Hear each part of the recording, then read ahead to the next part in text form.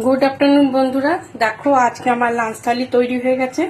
আজকে লাঞ্চ থালিতে দেখো কি কি আছে।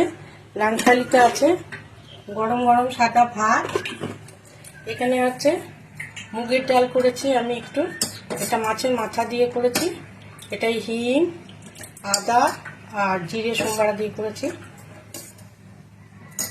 আর এটা করেছি রুই মাছ ঝিঙে আর আলু দিয়ে, পেঁয়াজ রসুন ছাড়া করেছি।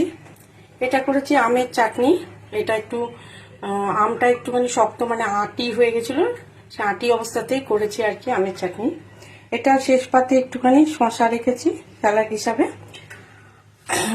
আর এখানে পাঁপড় রেখেছি দুই রকমের, সাবুর পাঁপড় আর প্লেন পাঁপড় ডাল দিয়ে খাওয়ার জন্য।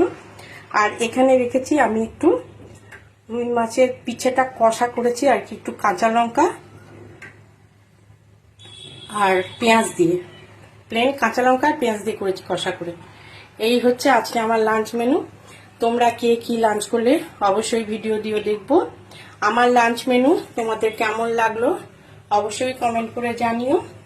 ভালো থেকো, সুস্থ থেকো, এই পর্যন্তই।